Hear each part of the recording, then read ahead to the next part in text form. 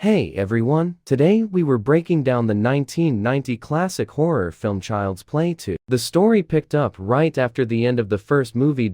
In the first film, the soul of serial killer Charles Lee Ray had gotten trapped inside a good guy doll named Chucky. Chucky tried to transfer his soul into a little boy, Andy Barkley, but failed and was seemingly destroyed in a fire. 2 years later, the Play Pals toy company, the manufacturer of the good guy dolls, was in the middle of a PR nightmare. Their executives decided to recover the burnt remains of Chucky. They thought Andy's story was nonsense and wanted to rebuild the doll to prove there was nothing wrong with it. Just to reassure their stockholders, however, there was an accident during the restoration process. A machine malfunctioned and a massive power surge hit the doll. The reactivated Chucky zapped a technician with the high voltage shock, killing him instantly. To cover up the truth, the company's CEO told his assistant Matson to dispose of the doll. Meanwhile, Andy and his mother, who had barely survived, faced new problems. They were separately undergoing psychological treatment in the hospital. Without his mother's care, Andy stayed temporarily in a child services center. Not long after, he was adopted by the Simpsons, but Andy never really felt happy because he knew that no matter where he went, Chucky would find him. There was also a teenage foster daughter in the house named Kyle. Kyle looked very rebellious and had been in multiple foster homes before. Andy's foster parents had lovingly prepared a room for him filled with toys. Andy tried to get the skateboard down from the closet, but a doll fell from above. Andy got scared and quickly took cover. But this doll wasn't Chucky. It was a good guy doll called Tommy. On a stormy night, Matson threw Chucky into a car trunk, planning to take him away for disposal. On the way, Matson stopped at a roadside shop to buy something. Chucky took the opportunity to disguise his voice as one of Andy's relatives and tricked a phone call to get Andy's new address. Unaware of everything, Matson returned to the car and was threatened by Chucky with a gun. Matson nearly cried with fear and was forced to drive the car to Andy's house under Chucky's demand. Actually, Chucky only held a toy gun, but those who saw Chucky's true face were doomed. In the end, Chucky suffocated him with a plastic bag, strangling him to death. Inside the house, the foster mother, Joanne, was telling Andy a bedtime story when Chucky silently slipped into the home amidst thunder and lightning. Chucky didn't act right away, but saw the Tommy doll in the living room and conceived a plan. Chucky used one of Joanne's prized porcelain dolls to smash Tommy to pieces,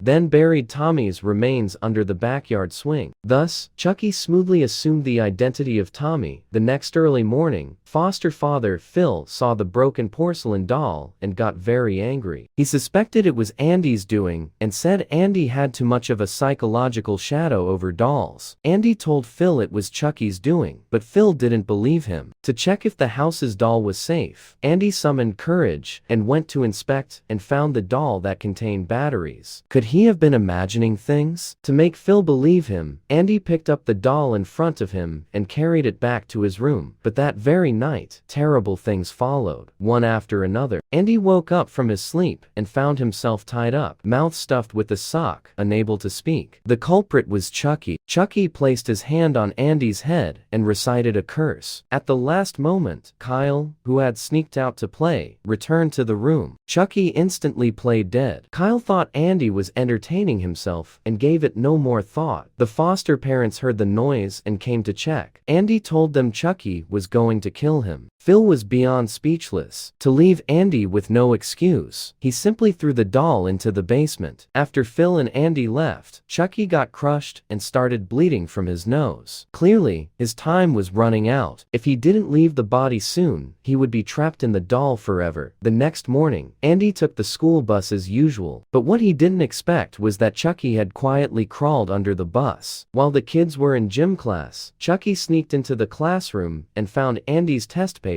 He had written profanities all over it. When class ended, Andy opened his locker and was startled by the doll inside. Miss Kettlewell saw the curse words on Andy's paper. She assumed Andy had done it himself and gave him detention. She locked Andy in the classroom and put the Chucky doll inside a supply closet. Andy peeked through the keyhole of the closet and came face to face with Chucky. Terrified, he climbed out the window and escaped. When detention time ended, Miss Kettlewell returned to the classroom Hearing noises from the closet, she assumed Andy was hiding inside. Feeling annoyed, Miss Kettlewell didn't want to play hide and seek. As she searched through the supplies, the unthinkable happened. Chucky ambushed her. She tumbled out of the closet in horror. Then Chucky stepped out, holding a long ruler. Moments later, Miss Kettlewell was beaten to death with that ruler. Andy made it home safely. He told Phil and Joanne that Chucky had attacked him at school, but they still didn't believe him. Phil brought Andy to the basement, saying the doll was still there and couldn't have gone to school. Andy had no way to prove himself and chose to stay silent. Realizing no one would protect him, Andy knew he had to rely on himself to survive. That night, he found an electric carving knife and went alone to the basement. Although brave, he was still just a kid. He searched around, but found nothing until Chucky suddenly jumped on him. In panic, Andy used the electric knife to fend him off temporarily. Just then, Phil heard the noise and came downstairs. Seeing Andy holding the knife, he was shocked and didn't give Andy a chance to explain. He only told him to drop the weapon. Phil stepped down the stairs, but Chucky, hiding in the dark, attacked him. He hooked Phil's leg with a sickle. Phil tumbled down the stairs, broke his neck, and died instantly. Joanne was heartbroken when she saw her husband's body. She decided to send Andy back to the children's center. Before leaving, Andy warned Kyle that Chucky was still there and told her not to let him catch her. After giving her statement to the police, Kyle went to the basement and found Chucky. For safety, she tossed him into the trash bin outside. That night, feeling down, Kyle sat on the backyard swing, but her foot hit something hard. She dug it out and saw a doll. If that was Tommy, then who was the one she had just thrown away? Kyle opened the trash bin, but the doll she had tossed in had vanished. While she was still puzzled, strange noises came from Joanne's bedroom. Kyle grabbed a knife and went to check. The sewing machine was running by itself, but Joanne sat motionless in front of it. When Kyle got closer, she saw a rope stuffed in Joanne's mouth and a bloody mark on her neck. Joanne had been murdered. Chucky, hiding under the sheets, suddenly jumped onto her back, trying to bite her throat. In panic, Kyle dropped her knife, but managed to grab a lamp base and hit Chucky away. The crisis, however, wasn't over. Before she could leave the room, Chucky appeared again and caught her. Under threat, Kyle was forced to drive him to the children's center to find Andy. On the way, her speeding caught a police officer's attention. While checking her license, the officer noticed the Chucky doll sitting in the passenger seat. He joked and tried talking to the doll until he saw blood dripping from its nose. Kyle nervously made up an excuse and managed to fool the officer. Back on the road, Chucky kept urging her to go faster, so Kyle came up with an idea. She slammed on the gas pedal. The force sent Chucky, who wasn't wearing a seatbelt, flying through the windshield. Kyle tried to run him over, but he narrowly escaped. Unfortunately, Chucky caught her again. At the children's center, an alarm went off and everyone rushed downstairs. Andy was among the crowd when Kyle appeared with Chucky. Andy froze in fear. Social worker Grace, unaware of the truth, pulled Andy along and questioned Kyle, asking if she had set off the alarm. Kyle shook her head and said the doll in her arms had done it. Grace didn't believe her, and in the next moment, Chucky came alive. He savagely stabbed Grace 3 times in the chest, and the woman collapsed onto a copy machine lifeless. Kyle grabbed Andy's hand and ran, but before they could escape, Chucky slammed the office door shut, trapping Andy inside. Soon, fire trucks arrived at the scene. Chucky took Andy hostage and fled inside a newspaper delivery truck. Seeing this, Kyle jumped into a car and chased after them. She managed to stop the truck, but Chucky had already escaped. The angry driver got out, yelling at her. As they argued, Chucky ran toward the toy factory. After clearing things up with the driver, Kyle chased him with all her strength, and just in time, she rolled into the factory. As the shutter gate closed, Chucky knocked Andy unconscious and began a new round of the soul transfer ritual. As he chanted the ancient spell, dark clouds quickly gathered over the toy factory. Thunder and lightning filled the sky. When the ritual ended, Andy slowly woke up, but strangely, Chucky's nose started bleeding. He was devastated because the soul transfer had failed. He was now permanently merged with the doll's body and could never become human again. Chucky blamed Andy for everything and and decided that Andy had to die for it. Just as he was about to strike, Kyle found them. She pushed over a pile of toy boxes, crushing Chucky beneath them. Andy seized the chance and ran for his life. After reuniting with Kyle, the two began looking for a way out. The factory was like a giant maze. Escaping wasn't easy. After wandering around, Kyle spotted a conveyor belt and planned to climb up through it. They were just one step away from freedom when Andy slipped and almost fell. Chucky was right below him. Luckily, Andy stopped himself in time. As Chucky climbed up after them, Andy scrambled upward with all his strength. Kyle grabbed his arm and pulled him to safety. Then she slammed down the metal gate, trapping Chucky's right hand underneath. He screamed in agony. Seeing Kyle and Andy escaping, Chucky shouted furiously, "I'll get you," for revenge. He ripped off his own hand and brutally attached a knife in its place. To test his new weapon, Chucky slaughtered a factory worker on the spot. The relentless killer soon returned again. Kyle reacted quickly, grabbing a metal frame and smashing it at him. Chucky fell backward and was pinned onto the moving conveyor by nails. Andy hit the reverse switch, sending Chucky straight into the waste chamber. As the mechanical arm started processing, Chucky screamed in unbearable pain. When the hatch finally opened, he was nothing but a smoking pile of bloody pulp. Thinking it was finally over, Kyle and Andy prepared to leave. But in the next second, a worker's corpse fell and knocked Kyle out. To their horror, Chucky was still alive, though now missing his lower body. He sat on a small cart, rolling toward the helpless Andy. He cut the air hose and raised his knife for the final strike, but got stuck inside a machine. When hot, molten plastic began dripping down, Chucky instantly realized he was doomed. Andy pulled the switch and boiling liquid poured out of the pipe, completely covering Chucky. Meanwhile, Kyle lay unconscious on the conveyor belt, slowly moving toward the waste chamber. Andy quickly called out to her, waking her just in time. Kyle walked up to Chucky's melted body,